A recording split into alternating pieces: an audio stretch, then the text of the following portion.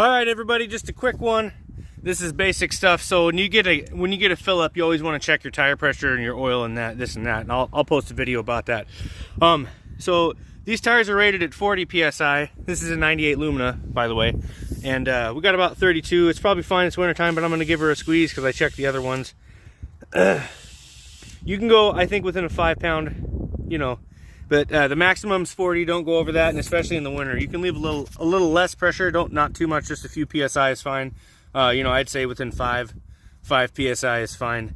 If you notice over time you have to check it frequently, then you probably got a slow leak. So probably want to take her into the tire store unless you can do it yourself. That's all I got today. Thanks, guys.